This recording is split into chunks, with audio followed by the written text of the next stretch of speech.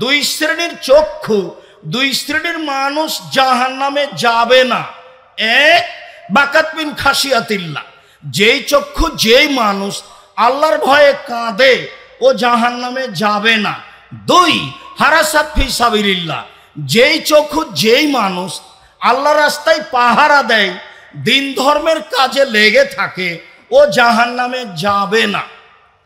আবু হুরায়রা রাদিয়াল্লাহু তাআলা আনহু বলেন, রাসূল সাল্লাল্লাহু আলাইহি সাল্লাম বলেছেন, লা ইয়ালাজান নারা রাজুলুন বাকা মিন খাশিয়াতিল্লাহ হাত্তা ইয়ালাদাল লাবানু ফি দরে।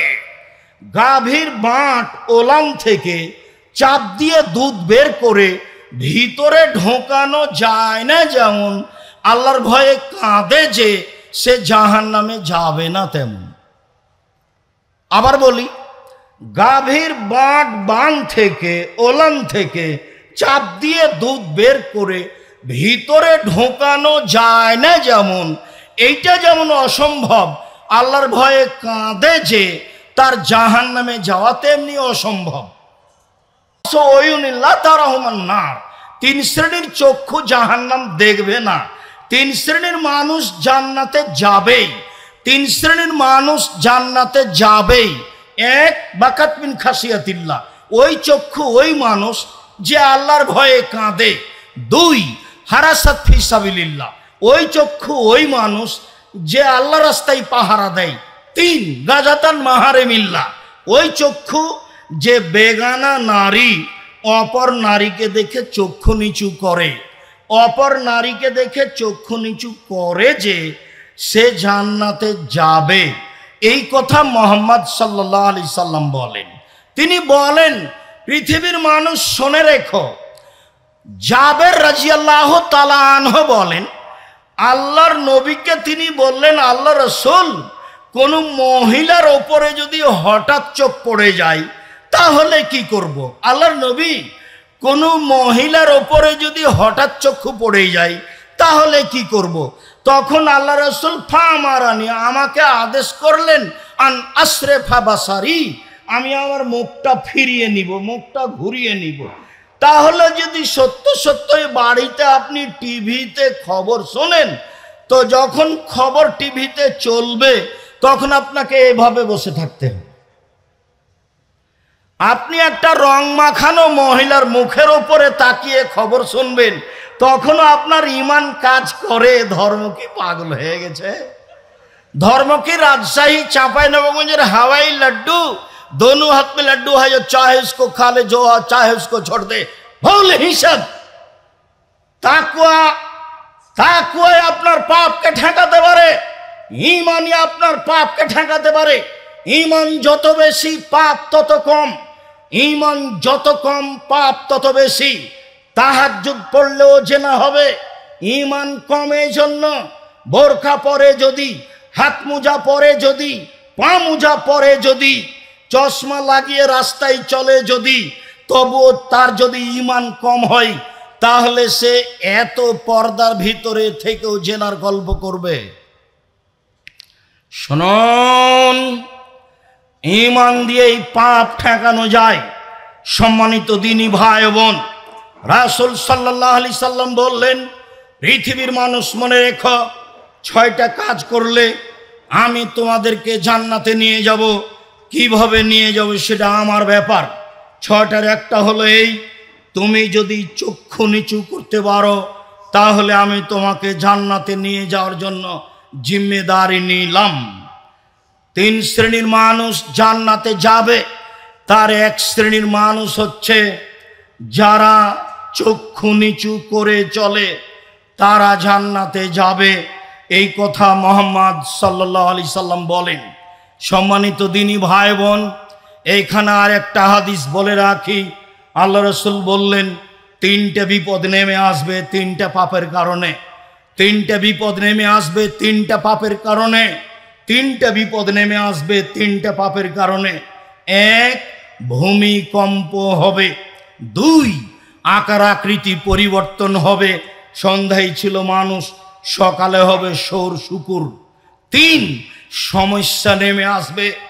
স্কুলে মারামারি, মাদ্রাসায় মারামারি, মসজিদে মারামারি, যেখান সেখানে হইচই, কেউ কাউকে মানে না, বড় ছোট বলে কিছু নেই, ওয়াদা অঙ্গীকার নেই, ভালোবাসা নেই, একজন আর একজনের বিরুদ্ধে নির্দ্বিধায় চলছে। তিনটে বিপদ নেমে আসবে তিনটে পাপের কারণে। এক, ভূমিকম্প হবে। বিপদ দুই, আকার আকৃতি পরিবর্তন হবে। সন্ধ্যায় থাকবে মানুষ, সকালে হবে শোর বা বানর, শুকুর কা বানর। তিন সমস্যা নেমে আসবে। পাপ তিনটা। এক, এদা সারেবুল খমুরা, যখন মানুষ নেশাদার দ্রব্য পান করবে তখন এই তিনটা বিপদ নেমে আসবে। দুই, জাহরাতিল কায়নাত, মেয়েরা যখন নাচবে তখন এই তিনটে বিপদ নেমে আসবে। প্রায় সব মোবাইলে মেয়ে নাচে, প্রায় সব দোকানে মেয়ে নাচে, প্রায় সব বাড়িতে মেয়ে নাচে। মেয়েরা যখন নাচবে তখন এই বিপদ নেমে আসবে। তিন, অদারাববিল মাজেব, যখন বাদ্যযন্ত্র প্রকাশ পাবে, সব মোবাইলেই বাজনা বাজে, প্রায় সব দোকানেই বাজনা বাজে, প্রায় সব বাড়িতেই বাজনা বাজে। কোটি কোটি টাকা খরচ করে মানুষ বহির্বিশ্ব থেকে যারা গান বাজনা করে নাচে তাদেরকে মানুষ নিয়ে আসে, তখনও তারা শিক্ষিত মানুষ, এই কথা ঠিক নয়। আল্লাহ বলেছেন ইন্নামা ইয়াতাযাক্কারু উলুল আলবাব, নিশ্চয় উপদেশ গ্রহণ করে শিক্ষিত মানুষ। যারা এসব নাচ গানের ব্যবস্থা করে তারাকে যারা শিক্ষিত বলে তারাও মূর্খ মানুষ, তার জানা নাই কে শিক্ষিত। সম্মানিত দিনী ভাই ও বোন, বলছিলাম রাসূল সাল্লাল্লাহু আলাইহি সাল্লাম বলেন তিনটি বিপদ নেমে আসে তিনটি পাপের কারণে। তারপরে বলছিলাম যে চক্ষু নিচু করে যে সে জান্নাতে যাবে। কিভাবে আপনি মহিলা কলেজের প্রিন্সিপাল হন, গার্লস স্কুলের শিক্ষকতা করেন, দিন রাত আপনার মেয়ে চোখের সামনে পড়ে, তাহলে তো সেই লোকের মতো হলো। কোন লোকের মতো হলো? সেই লোকের মতো হলো। সেই লোকের কথাটা বলার পূর্বে একটা কথা বলি। আল্লাহ রাসূল বলছেন পৃথিবীর মানুষ মনে রেখো, আমার উম্মাত মিশে যাবে ইহুদি খ্রিস্টানদের সাথে। ডান হাতের বিঘত যেমন বাম হাতের সমান, সমান সমান যেমন আমার উম্মাত মিশে যাবে ইহুদি খ্রিস্টানের সাথে। পোশাক আশাকে, চাল চলনে, শিক্ষায়, খাতা কলমে, জুতা স্যান্ডেলে, চলাফেরাতে, খাওয়া দাওয়াতে, সব কিছুতেই মিশে যাবে ইহুদি খ্রিস্টানদের সাথে। ডান পায়ের জুতা যেমন বাম পায়ের সমান, বাম পায়ের জুতা যেমন ডান পায়ের সমান, সমান সমান মিশে যাবে আমার উম্মাত ইহুদি খ্রিস্টানদের সাথে, একেবারে হুবাহু মিশে যাবে। এইটুকু বলার পরে তিনি ভাষাগত নিচে নামতে লাগলেন। নামতে নামতে বলছেন পৃথিবীর মানুষ মনে রেখো, ইহুদি খ্রিস্টান যদি মায়ের সাথে জেনা করে থাকে আমার উম্মাত মায়ের সাথে জেনা করবে। আপনার পাশে ছেলেটা দাঁড়িয়ে আছে, তার মাথায় দেখেন চুল কিভাবে ছাঁটা আছে, তার গায়ের গেঞ্জিটা দেখেন। এবার আপনার কাছে ফিরে যাই, যেই কথাটা বলার জন্য এইটুকু বলছি সেটুকু হলো, আপনি প্রতি রমজানে উমরা করেন, হজও বেশ কয়েকবার করেছেন। আপনার সাথে যখন আপনার মেয়ে হাঁটে তখন স্কিন পায়জামা পরে আছে, গেঞ্জি গায়ে দিয়ে আছে, তখনও আপনি হাজি? দুঃখিত। মনে রাখবেন রাসূল সাল্লাল্লাহু আলাইহি সাল্লাম বলেছেন নবীদের স্বভাব ছিল 10টি। রাসূল সাল্লাল্লাহু আলাইহি সাল্লাম বলেছেন নবীদের বৈশিষ্ট্য ছিল 10টি। রাসূল সাল্লাল্লাহু আলাইহি সাল্লাম বলেছেন নবীগণের খাসলাত, অভ্যাস, শিষ্টাচার, নীতি, স্বভাব ছিল 10টি। এক, কাসু সারেব, মোচ কেটে ফেলতে হবে, ব্লেড দিয়ে চাঁচা নয়। দুই, এ ফাউল্লোহা, দাড়ি বড় করতে হবে, চেঁচে ফেললেও বড় পাপ, কেটে ফেললেও বড় পাপ, চেঁচে ফেললে তার উপরে অভিশাপ হবে আল্লাহর পক্ষ থেকে। ও মহিলা হতে চায়, মহিলার সাদৃশ্য হতে চায়, তার জন্য তার উপরে অভিশাপ হবে, গজব হবে। এই কথা মুহাম্মদ সাল্লাল্লাহু আলাইহি সাল্লাম বলেন। 3, মেশওয়াক করতে হবে। নবীগণের বৈশিষ্ট্য 4, পেশাব পায়খানার পরে পানি দিয়ে পবিত্রতা অর্জন করতে হবে। এটাই রাসূলের নীতি। আগে ঢেল টিস্যু পেপার পান, পরে পানি, এ কথা নয়। পানি দিয়েই পবিত্রতা অর্জন করতে হবে পেশাব পায়খানার পরে। তারপরে হাতটা মাটিতে মেজে নিতে হবে। একাধিক সহিহ হাদিস। আবার ঢেল টিস্যু পেপার ধরে 40 কদম হাঁটতে হবে, পায়ের ওপরে পা উঠাতে হবে, খক খক করে কাশতে হবে। এই অপছন্দ নীতি রাসূল সাল্লাল্লাহু আলাইহি সাল্লামের নয়, এই নোংরা নীতি রাসূল সাল্লাল্লাহু আলাইহি সাল্লামের নয়। যদি তাই হয় তাহলে সে ঢেল টিস্যু পেপার নিয়ে 40 কদম হাঁটে, তার বউ কেন হাঁটে না? তার বউ কেন পায়ের ওপরে পা উঠায় না? তার বউ কেন খক খক করে কাশে না? তাকেই শুধু জান্নাতে যেতে হবে, পবিত্রতা অর্জন করে বউ যাবে না? এই বেইনসাফি নীতি তো রাসূল সাল্লাল্লাহু আলাইহি সাল্লাম পছন্দ করেন না। শুনুন, তারপরে তিনি বলেন কাসুল আজফার, নখ কেটে ফেলতে হবে। নবীগণ নখ কেটে দিতেন, হাতে পায়ের নখ কাটতে হবে। আপনার মেয়ের নখ বড় আছে, মনে রাখা ভালো হবে, ইহুদি খ্রিস্টানদের পতিতালয়ের মেয়েদের বৈশিষ্ট্য হচ্ছে নখে নেইল পালিশ দেওয়া, নখ বড় রাখা। ইহুদি খ্রিস্টানদের পতিতালয়ের মেয়েদের বৈশিষ্ট্য হচ্ছে নখ বড় রাখা, নখে নেইল পালিশ দেওয়া।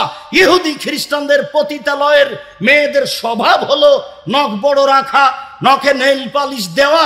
এই নীতি ইহুদি খ্রিস্টানদের পক্ষ থেকে এসেছে। পৃথিবীর মানুষ মনে রেখো, আমার উম্মত মিশে যাবে ইহুদি খ্রিস্টানের সাথে। ডান হাতের বিঘত যেমন বাম হাতের সমান, ডান পায়ের জুতা যেমন বাম পায়ের সমান, সমান সমান চাল চলনে, পোশাক আশাকে, স্কুল কলেজে পড়াশোনায়, খাতা কলমে, গাড়ি ছাকড়াতে, চলাফেরাতে, খাওয়া পান করাতে সব কিছুতে মিশে যাবে তাদের মতো হয়ে। বাম হাতে নির্দ্বিধায় পাক পানি খাচ্ছে, বাপ দেখছে মা খাচ্ছে, মা দেখছে বাপ খাচ্ছে, মেয়ে খাচ্ছে। ও নাকি শিক্ষিত, কি করে শিক্ষিত হতে পারে? বাম হাতে শয়তান খায়, এ কথা মুহাম্মদ সাল্লাল্লাহু আলাইহি সাল্লাম বলেন।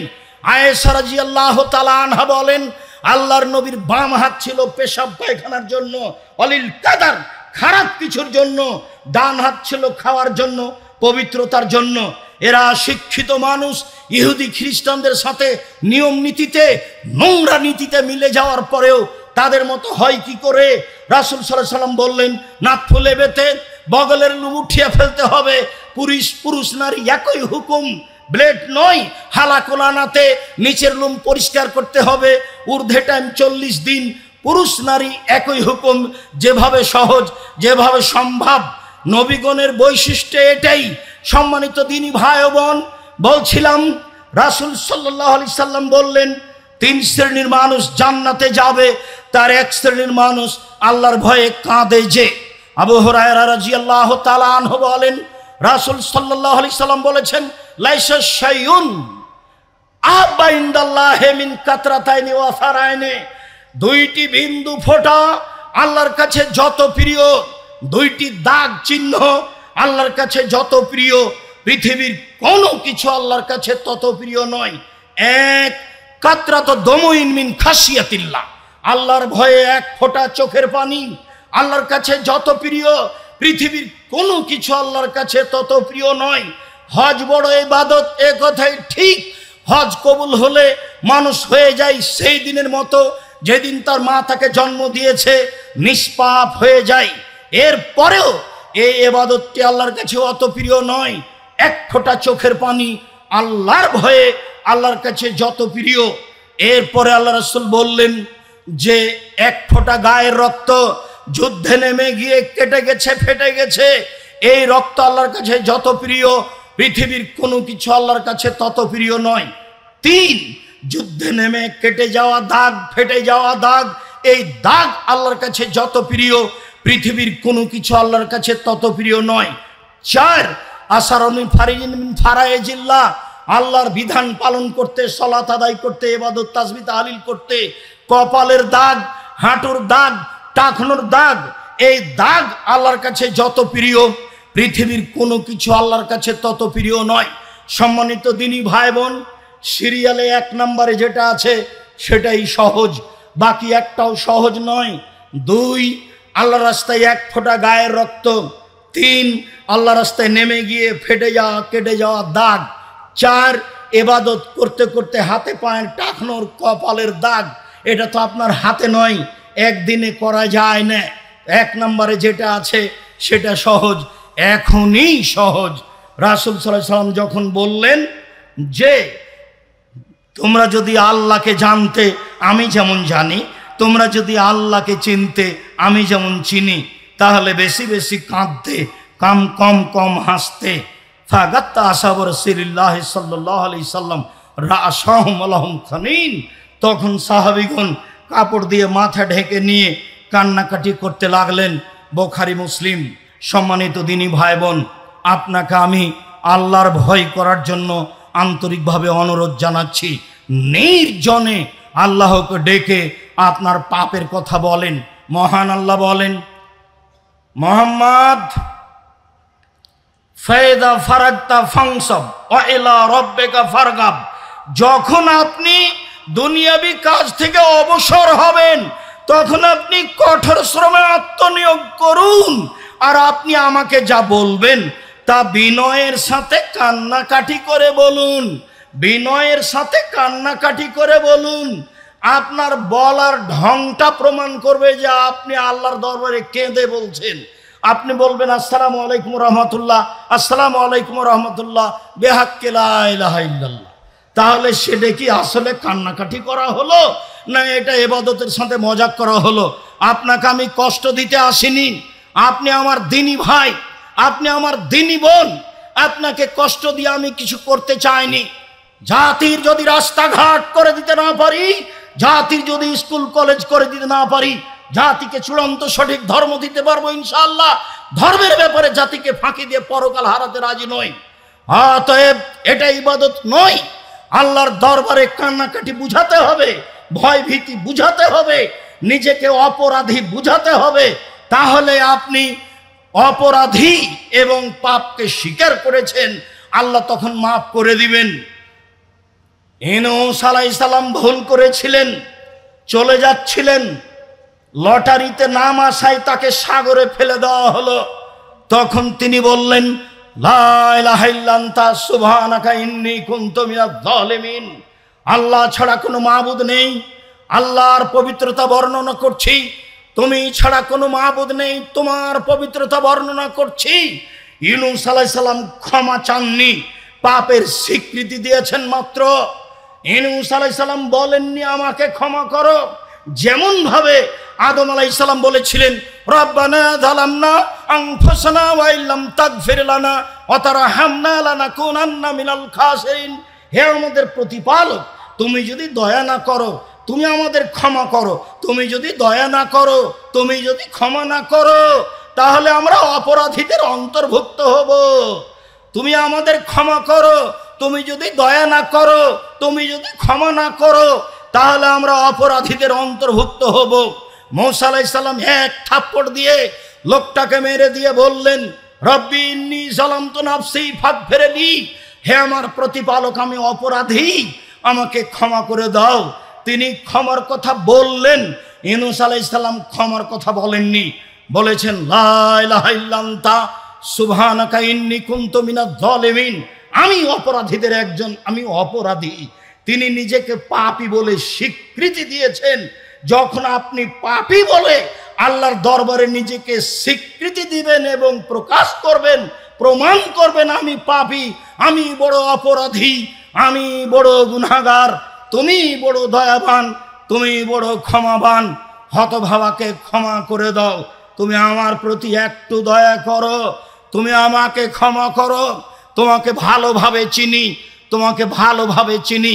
তুমি গাফফার, তুমি আজিজ, পরাক্রমশালী, সব কিছু করতে পারো, আমার পাপ ক্ষমা করে দিতে পারো। আমি আমার পাপের স্বীকৃতি দিয়ে গভীর রাতে তোমার দরবারে ক্ষমা চাচ্ছি। উমামা বাহিলি রাদিয়াল্লাহু তাআলা আনহু বলেন, রাসূল সাল্লাল্লাহু আলাইহি ওয়াসাল্লাম বলেছেন, আলাইকুম বিকিয়ামিল লাইল। পৃথিবীর মানুষ, তোমরা রাতে আল্লাহকে ডাকতে শিখো, রাতে ইবাদত করতে শিখো, রাতে সালাত আদায় করো। ফাইনাহু দাবু সালেহিনা কাবলাকুম।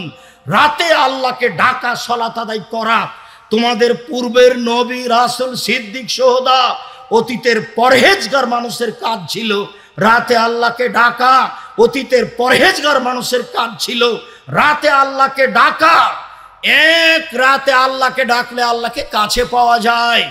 2 পাপ মিটে যায়, 3 পাপ থেকে দূরে সরে যায়। ওয়া কুরবাতুল লাকুম ইলা রাব্বিকুম। তাহলে তোমরা প্রতিপালককে নিকটে পাবা, পাপ মিটে যাবে। পাপ দূরে সরে যাবে। পৃথিবীর মানুষ তোমরা রাতে আল্লাহকে ডাকো, রাতে ডেকে আল্লাহর কাছে হয়ে কান্নাকাটি করো। আবু হুরায়রা রাদিয়াল্লাহু তাআলা আনহু বলেন, রাসূল সাল্লাল্লাহু আলাইহি ওয়াসাল্লাম বলেছেন, লাইসা শাইউন আকরামা ইনদাল্লাহি মিনাদ দুআয়ে, আল্লাহর কাছে চাওয়া কাজটি আল্লাহর কাছে যত প্রিয়, পৃথিবীর কোনো কিছু আল্লাহর কাছে তত প্রিয় নয়। এক, আল্লাহর ভয়ে কান্নাকাটি, এক ফোঁটা চোখের পানি আল্লাহর কাছে যত প্রিয়, পৃথিবীর কোনো কিছু আল্লাহর কাছে তত প্রিয় নয়। চাওয়া, বলা যে আমি পাপী, আমার একটু জমির ব্যবস্থা করো, এই কাজটা তার কাছে যত প্রিয়, পৃথিবীর কোনো কাজ আল্লাহর কাছে তত প্রিয় নয়। বরং মানলাম ইয়াসালিল্লাহ একদাব আলাইহি, যে আল্লাহর কাছে চায় না তার উপর আল্লাহ অসন্তুষ্ট হন, যে আল্লাহর কাছে চায় না তার উপর আল্লাহ অসন্তুষ্ট হন। আল্লাহর গতিবিধি আর মানুষের স্বভাব দুটাই এক নয়। আল্লাহর গতিবিধি আর মানুষের স্বভাব দুটাই এক নয়। মানুষ ধনী, মানুষ প্রতিবেশী গিয়ে বললেন আমার ছেলের হাত ভেঙে গেছে, দয়া করে 10,000 টাকা দেন কর্জ, আমি ছেলেকে মেডিকেলে নিয়ে যাব, আপনি তো সবাকে দেন। তো বলবে কি করি, এখন তো টাকা পয়সা হাতে নেই। আচ্ছা ঠিক আছে, অন্তত 5,000 7,000 নিয়ে যাও। পরের দিন আবার গেছেন যে আমার ভাগনার হাত ভেঙে গেছে, একটু 10,000 টাকা দেন। তো বলছে তোর জন্য টাকা বানায় নাকি রে। এটা হলো মানুষের স্বভাব গতি। আর এরকম কথা আল্লাহকে যত বলবেন তত খুশি, যত বেশি বলবেন তত খুশি। এটা তার গতি, এটা তার নীতি, এটাই তার গতি, এটাই তার নীতি। ওর কাছে চাইলে তিনি খুশি। তাই তো রাসূল সাল্লাল্লাহু আলাইহি সাল্লাম বলেন যে সবচেয়ে আল্লাহর কাছে পছন্দনীয় মান সাররাহু ইয়াস্তিজিবা দুআ ফি সাদায়েদ, কেউ যদি চায় বিপদে পড়লেই যেন আল্লাহ আমার কথা মেনে নেয়, বিপদে পড়লেই যেন আল্লাহ আমার কথা মেনে নেয়, বিপদে পড়লেই যেন আল্লাহ আমার কথা মেনে নেয়, যা বলবো সেটা মানবে, যা বলবো সেটা মানবে। তাহলে উচিত হবে আইয়ুকসিরা দুআ ফির রাখায়ে, যখন ভালো অবস্থায় আছে তখন বেশি বেশি দোয়া করতে হবে, যখন বিপদে পড়েনি তখন বেশি বেশি দোয়া করতে হবে। তাহলে বিপদে পড়ে বললেই তাড়াতাড়ি কবুল হয়ে যাবে। সম্মানিত দিনী ভাই বোন, আমার মনে হচ্ছিল অনেকক্ষণ আগেই সময় শেষ হয়ে গেছে, আমি পরিস্থিতি আঁচ করিনি, তারপরে বেশ কিছুক্ষণ বলে ফেললাম। আপনাকে আমি খুব ভালোবাসি, অনেক দূর থেকে এসেছি, যার কারণে মনে হয় পরিস্থিতিকে উপেক্ষা করে কিছু বলা হলো, মনে কিছু নিয়েন না। আমার মনে বড় সাধ, এই দেশের মাটিতে আমি উন্নত মানের প্রতিষ্ঠান গড়বই গড়ব ইনশাআল্লাহ, যেখানে ছেলে মেয়ে বাংলা, ইংরেজি, আরবি উন্নত মানের শিক্ষা অর্জন করে জাতির অন্যায়ের বিরুদ্ধে লড়বে, মুখে কলমে মিডিয়ায় লড়বে। সেই পণ নিয়ে, সেই ত্যাগ তিতিক্ষা নিয়ে বাংলার মাটিতে জীবন বাজি রেখে লড়ে যাচ্ছি। সম্মানিত দিনী ভাই বোন, সেটাই হচ্ছে জামিয়া সালাফিয়া, দেশের সর্ববৃহৎ প্রতিষ্ঠান জামিয়া সালাফিয়া। প্রায় 100 বিঘা জমির উপরে রূপগঞ্জ, নারায়ণগঞ্জ, ঢাকা জামিয়া সালাফিয়া আয়তনে সবচেয়ে বড়। প্রায় 40 বিঘা জমির উপরে জামিয়া সালাফিয়া ডাঙ্গিপাড়া, পাওয়া, রাজশাহী। প্রায় 60 বিঘা জমির উপরে জামিয়া সালাফিয়া মহিলা শাখা, রাজশাহী। প্রায় 20 বিঘা জমির উপরে জামিয়া সালাফিয়া দিনাজপুর। আর চট্টগ্রামে পরিকল্পনা চলছে, জমি হয়েছে, হবে ইনশাআল্লাহ। আমি কোনো মতেই চট্টগ্রামকে দুর্বল চোখে দেখিনি ঢাকার চেয়ে, বরং ঢাকার চেয়ে চট্টগ্রামকে ভালো অবস্থায় দেখতে চাচ্ছি। সেই সুবাদেই দিন কাটাচ্ছি। চট্টগ্রামের মাটিতে ইনশাআল্লাহ জামিয়া সালাফিয়া গড়বই ইনশাআল্লাহ, যে কোনো মূল্যে জামিয়া সালাফিয়া চট্টগ্রামের মাটিতে হবে ইনশাআল্লাহ। কিভাবে হবে আমি তা জানি না, নিশ্চিত হবে, অবধারিত হবেই ইনশাআল্লাহ। আমি এতে নিশ্চিত। আমার মনে বড় সাধ, এই দেশের মাটিতে উন্নত মানের শিক্ষা প্রতিষ্ঠান গড়ে ছেলে মেয়েকে বাংলা, ইংরেজি, আরবি উন্নত মানের শিক্ষা দিয়ে জাতির অন্যায়ের বিরুদ্ধে লড়বো, মুখে কলমে মিডিয়ায়। জামিয়া সালাফিয়ায় প্রায় 5,000 ছেলে মেয়ে পড়ে। জামিয়া সালাফিয়া 519 জন এতিম আছে, অসহায় এতিম। জামিয়া সালাফিয়ায় 300 জন শিক্ষক শিক্ষিকা রয়েছেন, যারা মদিনা বিশ্ববিদ্যালয় থেকে আসেন, চলমান আছেন, আসবেন, তাদের বেতন লাগে না, আসা যাওয়া খরচ খাওয়া লাগে। যারা ইন্ডিয়া থেকে এসে আছেন তাদের বেতন লাগে, অনেক বেতন। আমরা যারা দেশের আছি, সাধারণ আছি, প্রতি মাসে এ যাবৎ 32 লক্ষ টাকা বেতন লেগে আসছে। এবারের জানুয়ারি থেকে কত লাগবে তা এখন আমার হিসাবে নেই, জানুয়ারির পরে আমি বলবো ইনশাআল্লাহ। সম্মানিত দিনী ভাই বোন, শিক্ষা গুণে শিক্ষা মানে, শিক্ষক গুণে শিক্ষা মানে, আয়াতনে এই দেশের বড় প্রতিষ্ঠান জামিয়া সালাফিয়া জীবন বাজি রেখে এই কাজ করে যাচ্ছি। জামিয়া সালাফিয়ার বড় শাখা সারা বাংলাদেশ জুড়ে মক্তব পরিচালনা করব ইনশাআল্লাহ। যেখানে থাকবে দাওয়াতি কার্যক্রম, যেখানে থাকবে শিক্ষা কার্যক্রম, কোরআন শিক্ষা দেওয়া।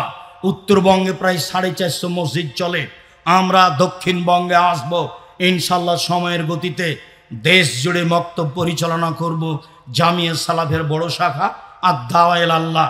এক ভাই কথা বলছিলেন, তখন আমার একটা কথা মনে পড়েছিল। জি, যখন ফেনীতে, কুমিল্লায়, নোয়াখালীতে বন্যা দেখা দিয়েছিল, তখন আর দাওয়ায়ে আল্লাহর পক্ষ থেকে 8 জন মানুষ সব সময় ত্রাণ বিতরণ করছিল, এবং 2টে ছিল ওই যেগুলো কি ট্রলারগুলো, যেগুলো দ্রুতগামী গিয়ে মানুষকে উদ্ধার করবে। সব সময় অসহায় মানুষের পাশে দাঁড়াই জামিয়া সালাফের বড় শাখা আর দাওয়ায়ে আল্লাহ। দেশব্যাপী মক্তব পরিচালনা করব ইনশাআল্লাহ। দেশ জুড়ে উন্নত মানের শিক্ষা প্রতিষ্ঠান গড়ব ইনশাআল্লাহ। মর্মে জাতির কাছে যেটা দাবি রেখেছি, আপনার কাছে যেটা দাবি রেখেছি, সেটা হলো এই, একটু মুখে বলবেন আল্লাহ তুমি জামিয়া সালাফিয়া কবুল করো। এইটুকু আমার দাবি, বাকিটুকু আপনার ইচ্ছে। এ কথাই ঠিক যে শিরক মুক্ত প্রতিষ্ঠান জামিয়া সালাফিয়া, বিদাত মুক্ত প্রতিষ্ঠান জামিয়া সালাফিয়া, দল মুক্ত প্রতিষ্ঠান জামিয়া সালাফিয়া, সংগঠন মুক্ত প্রতিষ্ঠান জামিয়া সালাফিয়া, হিংসা মুক্ত প্রতিষ্ঠান জামিয়া সালাফিয়া, দেশের বৃহৎ প্রতিষ্ঠান জামিয়া সালাফিয়া। মন খুলে জামিয়া সালাফিয়ার জন্য দোয়া করেন, আপনার প্রতিষ্ঠানের জন্য দোয়া করেন, যাতে করে এই প্রতিষ্ঠানের মাধ্যমে জাতির অন্যায়ের বিরুদ্ধে লড়তে পারি। প্রতিপালক তুমি সর্বশক্তিমান, তুমি সবকিছু করতে পারো।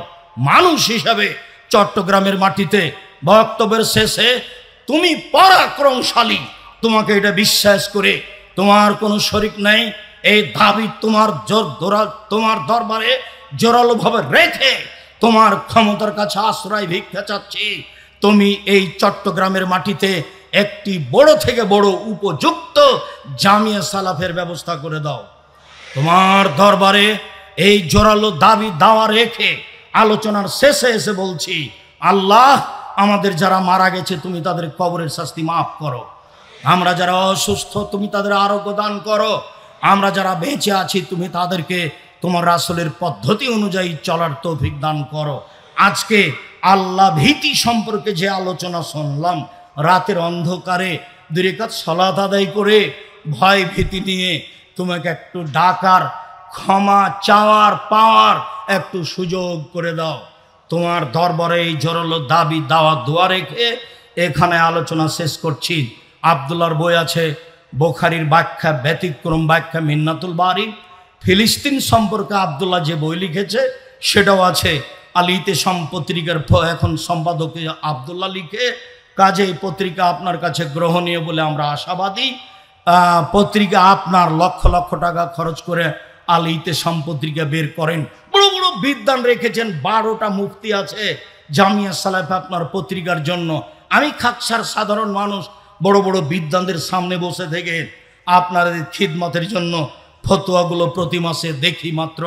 সম্মানিত দিনী ভাই বোন, জামিয়া সালাফের সব বই পুস্তক যথাযথভাবে মূল্যায়ন করার দাবি রেখে আল ইতিসাম পত্রিকা আপনি ব্যক্তিগতভাবে নেবেন আর এজেন্ট হিসেবে নেবেন, এই দাবি রেখে চট্টগ্রামের মাটিতে জামিয়া সালাফে হবে ইনশাআল্লাহ। এই জোরালো আল্লাহর কাছে আপনার কাছে দুয়ার দাবি রেখে আজকের মতো কথা এখানে শেষ করলাম। সুবহানাকাল্লাহুম্মা ওয়া বিহামদিকা আশহাদু আল্লা ইলাহা ইল্লা আনতা আস্তাগফিরুকা ওয়া আতুবু ইলাইক। আসসালামু আলাইকুম ওয়া রাহমাতুল্লাহ। জাযাকুমুল্লাহ খায়রান ওয়া আহসানুল জাযা। সবাই